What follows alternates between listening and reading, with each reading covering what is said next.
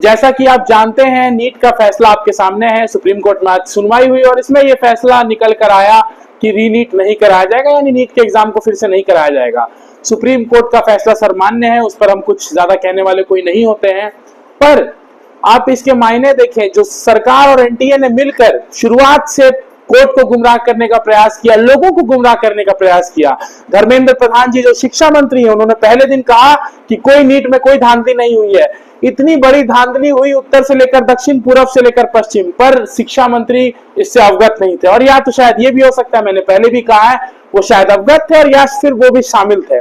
NTA की बात की जाए, एनटीए इतनी बड़ी संस्था होके एक एग्जाम को ठीक से नहीं करवा पा रही है, और केवल नीट की ही नहीं, अभी सीयूईटी का आप देखें, कभी आंसर की समय पर नहीं रिलीज किया जाता है।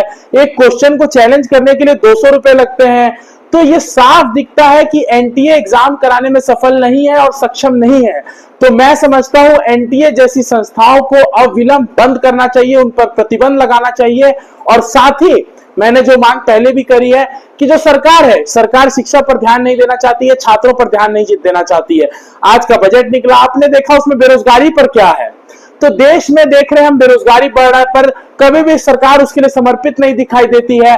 आप देख रहे हैं दिल्ली विश्वविद्यालय, जवाहरलाल नेहरू विश्वविद्यालय, इलाहाबाद विश्वविद्यालय, देश भर के जो तमाम केंद्रीय विश्वविद्यालय हैं, वहां पर जो शिक्षा का स्तर है, जो इंफ्रास्ट्रक्चर है, वो कमजोर होते जा रहा है, वो गिरते जा रहा है। पर ऐसा मानो कि सरकार को कोई फर्क ही नहीं पड़ता है। देश में जो शिक्षा, जो स्कूल है, जो कॉलेज है, जो यूनिवर्सिटी है, उसमें कोई खास बढ़ोतरी नहीं हो रही है। तो ये साफ दिखता है कि सरकार छात्रों के मुद्दों को लेकर समर्पित नहीं है।